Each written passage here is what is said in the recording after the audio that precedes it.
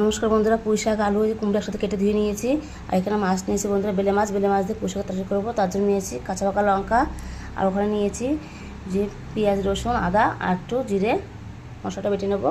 দেখো মাছের লবণ মেখে নিয়েছি, মশলাটাও বেটে নিয়েছি। যে দেখো কড়াই বসেছি, কড়াই তেল গরম হয়ে গেছে। এই তেলে মাছগুলো একে একে আর উল্টে পাল্টে ভেজে নেবো। দেখো মাছগুলো খুব ভালো করে ভেজে নিয়েছি, তুলে নেবো। দেখো এই তেলে ফোড়ন গোটা জিরে তেজপাতা। দেখো ভাজা হয়ে গেছে, এবার দিয়ে দেবো মশলাটা। দেখো তো ভাজা হয়ে গেছে, দেবো দিয়ে লাপড়া হলুদ দিয়ে দেবো। দেখো ভালোভাবে কষিয়ে নিয়েছি। এই যে একটু আলগা আলাদা করে উঠে দেবো, দিয়ে ঢাকা দিয়ে দেবো। দেখো জল দেওয়ার পর তরকারি কত সুন্দর ফুটে রয়েছে। এবার মাছগুলো সব দিয়ে দেবো, দিয়ে ভালো করে একটু মিশিয়ে নেবো। দেখো তরকারি কিন্তু আমরা হয়ে এসছে বন্ধুরা। এর মধ্যে একটু আমি সামান্য একটু চিনি দিয়ে দেবো। তোমরা চাইলে নাও দিতে পারো। আমার সুন্দর ভিডিওটা তৈরি ভালো লাগা থাকে সবাই চ্যানেলকে সাবস্ক্রাইব করে দিয়ে বন্ধুরা। এখন আমি ভালো করে মিশিয়ে নামিয়ে নেবো। দেখো তরকারিটা কিন্তু ধরে নিয়েছি বন্ধুরা। গরম ভাতে একদম জমে যাবে পাতলা তরকারি।